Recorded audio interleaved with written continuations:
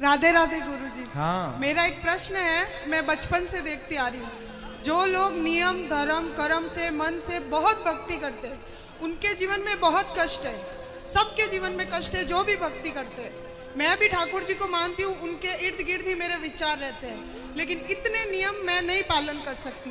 जो थोड़ा होता है वो मैं करती हूँ, लेकिन जो ज़्यादा नियम पालन करते हैं इतना कष्ट में रहते हैं, फिर भी उनके साथ तर पर तर ब तर उल्टा होता ही जाता है।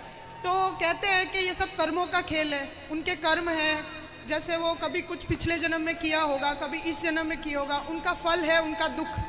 लेकिन मेरे को ये समझ नहीं आता कि जब कर्म करके फल लेना है, कर्म करके फल लेना है, तो वो भक्ति का उसमें क्या योगदान है, वही मेरे को। और जब भगवान कहते हैं कि मेरी आप भक्ति करोगे तो मैं हर चीज़ से आपको मुक्त कर दूंगा, आपके लिए जीवन आसान कर दूंगा, तो फिर कर्म का दोष कैसे लगेगा, मुझे वो समझ नहीं आता। वाह, सुंदर प्रश्न है, इसलिए ताली बजाओ। सब बैठो आप लोग। अच्छे प्रश्न पूछने चाहिए ऐसे जैसे इन्होंने पूछा। सब बैठो, पहले अगल बगल की बहनें सब बैठाओ। सुनो, इन्होंने पूछा है कि जब कर्म का ही फल भोगना है तो फिर भक्ति करने की क्या जरूरत है। सिंपल ये है, क्यों? सही है। अर्जुन भक्त थे कि नहीं? माइक ले लो, आगे पीछे की मैया बैठ जाओ। अर्जुन भक्त थे कि नहीं? थे ना। लेकिन अर्जुन को भी 12 वर्ष का वनवास जाना पड़ा। 12 साल तक जंगल में रहना कोई सरल काम तो नहीं है। 1 साल अज्ञातवास जंगल में रहना, किसी के दास दासी बन के रहना सरल काम तो नहीं है। जबकि अर्जुन जैसा भक्त कौन होगा? फिर भी उन्हें कष्ट उठाना पड़ा।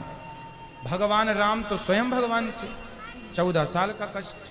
माता सीता तो साक्षात लक्ष्मी थी, फिर भी दर दर की ठोकर जंगल में लकड़ियां काट काट के बच्चों का लव कुश का लालन पालन किया। इसी प्रकार अब आप कहते हैं कि जब हम भक्ति करें तो फिर कर्म ही का फल भोगना है, तो भक्ति का अर्थ क्या? बात ऐसी है बेटा कि कर्म तो अपनी जगह है, कर्म तो हमें भोगनी है, हमें भी भोगना है, आपको भी भोगना है।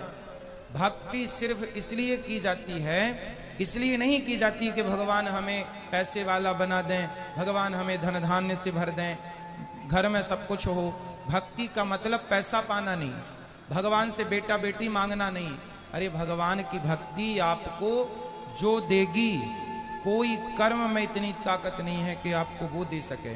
अब उदाहरण से समझो, विभीषण को लंका का राजा बना दिया, क्या विभीषण का कोई ऐसा कर्म उसे राजा बना सकता था? कर्म अच्छे करता था फिर भी लातें खाता था, रावण लात मार के निकालता था, उसके कर्म का भी उसे दंड मिला। पर भगवान की भक्ति जो की, उस भक्ति का भी फल, कर्मों का फल यदि मिलता है तो भक्ति का फल भी मिलता है। थोड़ा सा देर है, विभीषण को भक्ति का फल मिला। उस कोई व्यक्ति ऐसा कितना कर्म करता कि वो लंका का राजा। भगवान कर्मों के फल को नहीं देखते कि तुमने भक्ति हमारी कितनी की। जब भक्त शरण में चला जाता है तो भगवान भूल जाते हैं कि कितना बड़ा पापी और पतित है, उठा करके राज सिंहासन पर बिठा देते हैं। दूसरा सुग्रीव, सुग्रीव भी लातें खाता था भाई की, दर दर की ठोकर खाता था, उठा के बिठा दिया। तो भगवान बेटा, भगवान जो दे सकते हैं कोई नहीं। इसलिए गलती हम लोगों की है कि हम उम्मीद क्या करते हैं, हे भगवान हम तुम्हारे इतने बड़े भक्त हैं, तुमने हमें बेटा भी नहीं दिया। हे भगवान हम तुम्हारे इतने बड़े भक्त हैं, रहने को घर भी नहीं दिया। हे भगवान तुम्हारे हम इतने बड़े भक्त हैं, हमारा पति नहीं सुनता, बेटा नहीं सुनता। भगवान की भक्ति का मतलब ये नहीं कि तुम्हारा बेटा सुने, तुम्हारी बेटी सुने, तुम्हारा घर बन जाए। जो भाग्य, सुदामा ने सारी जिंदगी गरीबी देखी है, क्या सुदामा से बड़े भक्त आप और हम हैं? क्या हो सकते हैं? नहीं। लेकिन सुदामा से ज्यादा हमारी शिकायतें हैं। सुदामा की तो एक भी नहीं थी, सारी जिंदगी भीख मांगकर गुजारा किया, सारी जिंदगी भगवान की भक्ति की, और मांगने नहीं गए, 4 मुट्ठी चावल अपनी हैसियत के अनुसार देने गए। जब सारी जिंदगी उन्होंने भक्ति की और फिर भी गरीबी में रहकर शिकायत नहीं की, तब भगवान ने देखा कि भक्त पक्का है। 50 रुपए का घड़ा जो खरीदती हो ना मेरी बहन, उस घड़े को भी कुम्हार हफ्ते भर पकाता है भट्टे में, महीनों तक पकता है वो, कम से कम 10 दिन की आग तो देता होगा, तब जाके वो काले से लाल होता है, माटी पक जाती है तो लाल हो गया। अरे घड़े को भी पकने के लिए आग में उसे डालना पड़ता है। तो भगवान जब अपने भक्त को पकाएंगे तो थोड़ा तो दुखों की आग में तपाएंगे कि देखें कितना कच्चा कितना पक्का। इसलिए हर हाल में गोविंद का स्मरण करो और ये मत कहो कि हमें भगवान से कुछ चाहिए। लोग कहते हैं कि भगवान के भक्तों को दुख मिलता है। अरे जो भगवान का सच्चा भक्त हो जाएगा उसे पता ही नहीं चलेगा कि दुख क्या चीज है, उसे तो सुख ही मिलेगा। गोपियों को भगवान की याद में रोने में भी सुख था, कैसे कहें हम कि ये दुख था। इसलिए जो हो गया उनका वो दुख तो है ही नहीं। दुख तो वो लोग दुखी हैं जो कोठी बंगलों में रहकर भी जो ईश्वर को भूला पड़ा है वो सब दुखी हैं, और जो ईश्वर की शरण में है याद कर रहे हैं सब सुखी हैं। अब उस सुख को आप दुख मान रहे हैं वो अलग विषय है। इच्छाएं ज्यादा है ना बेटा आपके अंदर, इसलिए वो इच्छाएं आपको दुखी बनाती रहती। इच्छाएं छोड़ के एक बार शरण में चले जाओ, वो कभी ना पाया होगा आपने जो शरण में जाकर के प्राप्त हो जाएगा। एक बार सच्चे होकर जाना। गुरुजी एक प्रश्न और है, जैसे मैं आसपास देखती हूँ, मेरे आसपास जीवन में भी देखती हूँ, जो भक्त है चलो उनका मैं समझ गई कि वो दुख है क्यों है, भक्ति का क्या महत्व है, लेकिन जो भक्त को दुख दे रहा है, जो उसको गाली दे रहा है, उसको उस चीज का एहसास भी नहीं होता। मुझे नहीं समझ आता वो क्या सोचता है, वो ऐसा क्यों करता है, और उसका पूरा जीवन अच्छे से चल रहा होता है और वो भक्त रो रहा होता है और उसका पूरा जीवन अच्छे से चलेगा। अगर उसको सजा मिलेगी तो वो भी मरने से कुछ दिन पहले, तो उसका जीवन तो मजे से गया और भक्त का पूरा जीवन रोने में या कष्ट में तकलीफ में गया। तो फिर उसका भक्ति न करना या करना, उसमें क्या उसमें अंतर हो गया। फिर वो तो दुख दे के मजे कर रहा है, अंत में 4 दिन भुगत लिया और फिर चल लिया। वो बेचारा भक्त पूरा टाइम रोता रहता है, गाली जो खाता भक्त होता है ना बेटा, आप किसी भक्त को जाकर पत्थर मारिए, आप किसी भक्त को जाकर के लाठी और जूते से मारिए, तो मारने वाले की तरफ भक्त जब देखता है ना तो वो ईश्वर से प्रार्थना करने लगता है, हे भगवान इसने मुझे जूते मारे हैं, हे भगवान इसने मुझे पत्थर और लाठियां मारी हैं, हे भगवान इसे क्षमा कर देना। क्योंकि भगवान बड़े गुस्से में आ जाते हैं जब कोई भक्त को मारता है। पर वो भक्त, आज की कथा सुनी आपने, द्रौपदी के 5 बेटों को मार डाला था अश्वत्थामा ने, और भगवान ने पूछा कि बता क्या करूं इसके साथ। तो द्रौपदी ने क्या कहा, छोड़ दो छोड़ दो। कोई भक्त यदि बदले की भावना रखे बैठा है तो भक्त हो ही नहीं सकता। भक्त तो ये चाहता है कि इसने गलती की है पर भगवान इस पर क्षमा करना, और भगवान क्षमा करते नहीं है। विभीषण को लात मारा रावण ने, मारा लात मारा भगवान ने, भगवान को भक्त को भगवान ने कहा रावण तुमने मेरी छाती में लात मारे होते ना मैं तुम्हें माफ कर देता, तुमने भक्त को मारा है इसलिए माफ नहीं सर्वनाश करूंगा, कर दिया।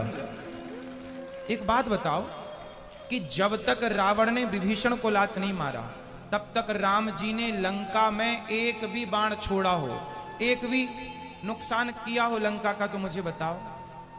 रावण ने सीता मां को चुराया, जयंत ने सीता मां के चरणों में चोंच मारी थी तो बाण छोड़ दिया था, त्रैलोक्य में जयंत को बचाने वाला नहीं मिला, चरणों में चोंच मारी थी केवल, और रावण तो पूरी सीता उठा कर ले गया। तो क्या राम जी बाण वहीं से बैठे बैठे ना मार देते, रावण तो मर जाता।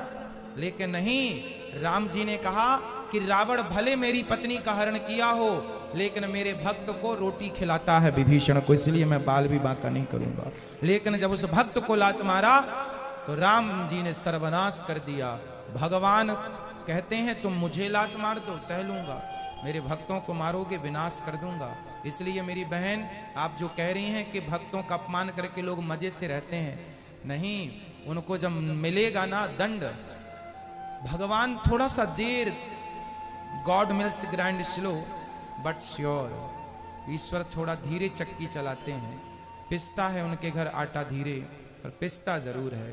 हिसाब तो पाई पाई का रखते हैं ना भगवान, जब देंगे ना तो खूब नानी याद आएगी। और आप ये मत सोचो जैसे मैंने, आप भक्त हो और मैंने आज आपको अपमानित किया, आपको मारा मैंने, तो आप तो भक्त हैं, आप तो मेरे से कोई ना कुछ ना कहेंगे, और मैं तो मौत से रह रहा हूं, लेकिन मेरे जीवन के आखिरी तक और जो अगला जन्म होगा वो सारे जन्म में इस जन्म का ये दंड भोगना पड़ेगा।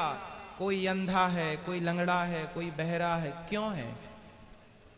कर्मों के। किसी जन्म का तो हिसाब चुक रहा है ये। क्यों लोग घिसट घिसट के चल रहे हैं? क्यों चप्पल पांव में ना पहन के हाथ में पहनना पड़ रहा है? ये आज का ही कर्म दंड थोड़ी है, ये किसी ना किसी जन्म का कर्म दंड ही तो भोग रहा है।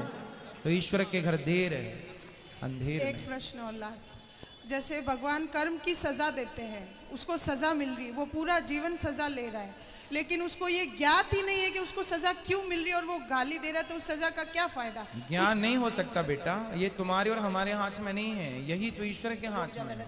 मिलेगा बस, ये श्योर है, ये कन्फर्म है, बट ये नहीं कन्फर्म है कि आपको किस दंड पाप का।